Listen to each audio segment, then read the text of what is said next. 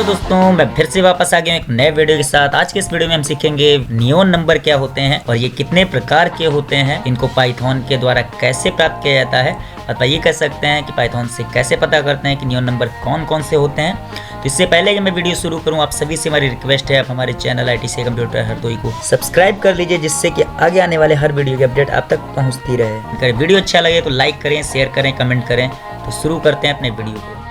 तो दोस्तों, जैसा कि आप स्क्रीन पर देख सकते हैं, मैंने यहाँ पर एक प्रोग्राम टाइप किया है और जिसके द्वारा मैं आपको ये समझाऊंगा कि यदि यूजर के द्वारा कोई भी नंबर दिया जाता है तो पाइथन के द्वारा कैसे पता लगाया जाएगा कि वह दी गई संख्या नियोन नंबर है या नहीं है। तो नियोन नंबर निकालने से पहले आप सभी को नियोन नंबर के बारे में पता होना चाहिए। अगर आपको नहीं पता है तो मैं आपको समझाने की कोशिश करता हूँ। जैसा कि स्क्रीन पर कमेंट मैंने डाल रखा है, a given number that is equal to the sum of the digits of the square of itself is called neon number. एक दी गई संख्या का वर्ग निकालने पर यदि उसके वर्ग के अंकों का योग दी गई संख्या के बराबर होता है तब वह नियोन संख्या कहलाती है। जैसा कि यहाँ पर साइड में मैंने चित्र में समझाने की कोशिश की है। तो यहाँ पर दोस्तों मैं इसको समझाने की कोशिश करता हूँ। मान लो यूजर के द्वारा एक संख्या 9 दी जाती है और अगर इस संख्या का मैं वर्ग कर देता हूँ तो इसका जो वर्ग निकल के आएगा वो हमारा 81 निकल के आ जाएगा। फिर मैंने यहाँ पे ये बोला है कि उसके वर्ग के अंकों का योग, मतलब ये है कि जो भी वर्ग निकल के आया है उसके अंकों का आप योग कर लीजिए। तो 8 और 1 को आप जोड़ लीजिए और आपको ये देखना है कि नंबर कौन सा दिया गया था। नंबर दिया गया था 9 और उसके वर्ग का योगफल जो है वो भी हमारा 9 आ रहा है। तो यहाँ पे यही बोला गया है कि दी गई संख्या के बराबर होता है उसके वर्ग के अंकों का योग। तो हमने संख्या कौन सी दी थी? 9 दी थी। तो वर्ग का योग और दी गई संख्या इक्वल है। इस प्रकार हम समझ सकते हैं कि 9 हमारा एक नियोन नंबर है। दोस्तों, आपको ये पता होना चाहिए कि हमारे 3 ही नियोन नंबर होते हैं, 0, 1 और 9। 0, 1, 9 के अलावा कोई भी नियोन नंबर नहीं होता है, अथवा कह सकते हैं इन 3 नंबरों के अलावा कोई भी संख्या नियोन नंबर नहीं होती है, जैसा कि हम प्रैक्टिकल में करने वाले हैं। और देखेंगे अगर यूजर कोई दूसरी संख्या देता है तो वह नियोन नंबर होती है या नहीं होती है, या इनमें से कोई हम संख्या देते हैं तो नियोन नंबर है या नहीं है। तो इस प्रोग्राम को हम समझने की कोशिश करते हैं और पाइथन के द्वारा इसको निकालते हैं। तो दोस्तों, हमने यहाँ पे क्या किया है, हमने एक सम नाम का वेरिएबल बनाया जहाँ पर हमने वैल्यू 0 स्टोर करवाई है और यहाँ पर यूजर के द्वारा एक नंबर इनपुट करवाया जाएगा जिसके बारे में हमें ये पता लगाना होगा कि वो नंबर नियोन नंबर है या नहीं है। तो यहाँ पे हम क्या करते हैं, मान लो यूजर 9 एंटर करता है। अब यहाँ पे क्या होगा कि मैं पहले यहाँ पे नम नाम का वेरिएबल बना लेता हूँ ताकि आपको समझ में आ जाए। तो मैं यहाँ पे क्या करता हूँ, एक नम नाम का मैं स्टोरेज बना लेता हूँ और यहाँ पर यूजर मान लो यहाँ पर 9 एंटर करता है। फिर उसके बाद मैंने यहाँ पर क्या किया, यहाँ पे स्क्वायर नाम का मैंने वेरिएबल बनाया है। यहाँ पर मैंने नम को पावर 2 दी है। इसका मतलब ये है कि यहाँ पर 9 की पावर 2 हो जाएगी। आप चाहो तो यहाँ पर नम इंटू नम लिख सकते हो, 9 की पावर 2 ना लिखो तब भी आपका चल जाएगा, क्योंकि 9 की जब पावर हम 2 करेंगे तो यानी 9 को 2 बार मल्टीप्लाई कर दिया जाएगा। तो इसका मतलब ये है कि 9 इंटू 9 हो जाएगा अथवा नम इंटू नम हो जाएगा। तो आप चाहो तो नम इंटू नम लिख सकते हो। अगर ये नहीं लिखना चाहते हो तो आप नम की पावर 2 दे देंगे। अब यहाँ पे दोस्तों मैंने क्या किया है, मैंने यहाँ पर एक व्हाइल लूप चलाया है। पहले मैं यहाँ पे लिख लेता हूँ कि हमारी जो स्क्वायर वैल्यू है वो हमारी 81 हो चुकी है और यहाँ पर मैंने बोला है जब तक स्क्वायर की वैल्यू 0 से ज्यादा रहे। तो यहाँ पे स्क्वायर की वैल्यू 81 है, ध्यान रखेंगे ये हमारी 81 है। तो यहाँ पर 81 जो है वो हमारा 0 से ज़्यादा है, इसलिए यहाँ पर क्या होगा कि एक डिजिट नाम का मैं वेरिएबल बना लेता हूँ ताकि आपको समझ में आ जाए। और इसमें क्या किया गया है, स्क्वायर की जो भी वैल्यू है उसको 10 से डिवाइड किया गया है और मॉडुलस वैल्यू निकाली गई है, अथवा कह सकते हैं शेषफल वैल्यू को निकाला गया है। तो स्क्वायर जो वैल्यू हमारी थी वो 81 थी, तो यहाँ से 81 को यहाँ से डिवाइड किया जाएगा 10 से। मैं अलग करके आपको दिखाता हूँ ताकि आपको समझ में आ जाए।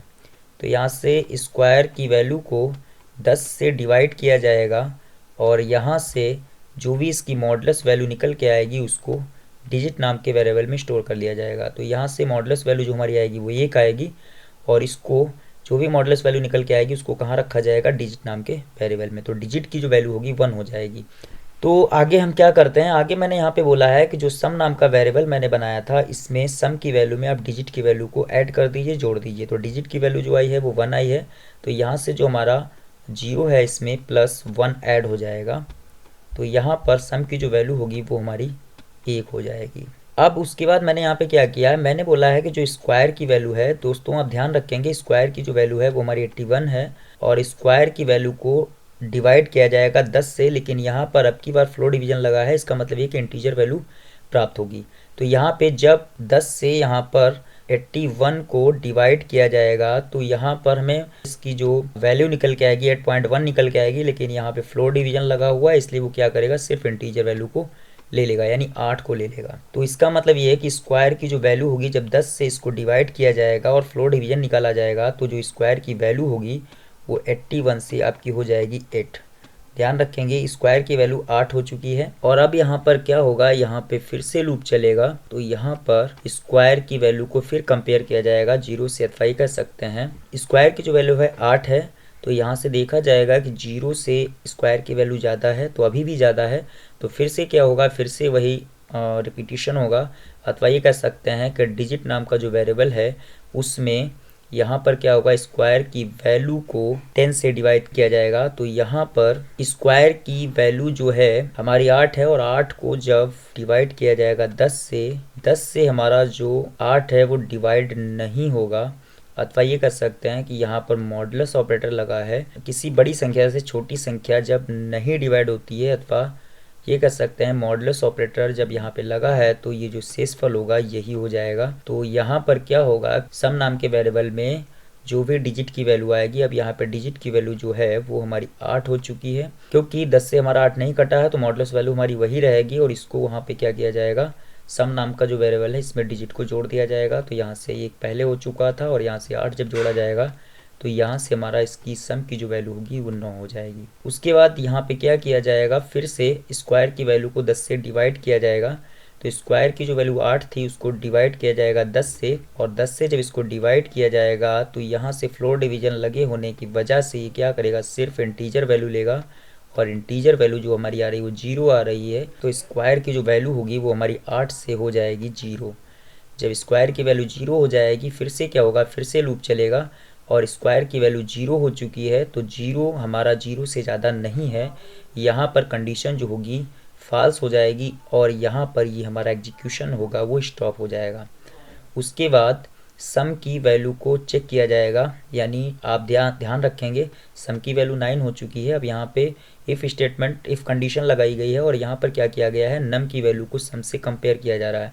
बोला जा रहा है कि यदि नम की वैल्यू सम की वैल्यू के बराबर होती है, तो नम जो हमने नंबर जो दिया था वो 9 दिया था, तो यहाँ पे आप देख सकते हैं इसको कंपेयर किया जाएगा सम की वैल्यू से।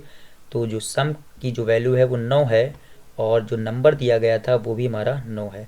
तो जो भी हमारा जुड़ के आया है वो हमारा 9 आया है और जो दिया गया नंबर था वो भी हमारा 9 है। अगर ऐसी कंडीशन में दोनों वैल्यू बराबर होती हैं तो ये वाली लाइन प्रिंट हो जाएगी। यदि सम की वैल्यू और नम की वैल्यू बराबर नहीं होती है तो क्या होगा, ये वाली लाइन प्रिंट होगी। तो हम यहाँ पे क्या करते हैं, हम इसको ज़रा चेक करते हैं कि हमारा प्रोग्राम सही है या नहीं। तो दोस्तों क्या करते हैं, हम अपने प्रोग्राम को रन करने की कोशिश करते हैं और देखते हैं कि हमारा दिया गया नंबर न्यू नंबर है या नहीं है। तो जब मैं इसको रन करता हूँ तो यहाँ पर जब मैं 9 इंटर करता हूँ तो बता रहा है कि 9 इज़ अ न्यू नंबर। और अगर मैं यहाँ पर कोई दूसरी वैल्यू इंटर करता हूँ, मैं 1 देता हूँ तो 1 भी हमारा न्यू नंबर है। अगर मैं यहाँ पर 0 देता हूँ तो 0 भी हमारा न्यू नंबर है। और यहाँ पर अगर मैं किसी अन्य संख्या को ले लेता हूँ, मैं नंबर ले लेता हूँ 4, इंटर करते हैं 4 is not a new number. जैसा कि आप समझ सकते हैं अगर मैं 4 का स्क्वायर करता हूँ तो ये हमारा हो जाएगा 4 × 4, यानी जो हमारा वर्ग निकल के आएगा ये हमारा 16 आ जाएगा। और 16 के नंबरों को जब आपस में जोड़ा जाएगा, मतलब वर्ग में जो नंबर आया है तो ये हमारा जो हो जाएगा ये हमारा 7 हो जाएगा, जो कि 4 के बराबर नहीं है। तो उम्मीद करते हैं आपको ये प्रोग्राम समझ में आ गया होगा। वीडियो अच्छा लगा है तो लाइक करें, शेयर करें, चैनल को सब्सक्राइब जरूर कर लें। मिलते हैं एक नए वीडियो के साथ, तब तक के लिए थैंक यू।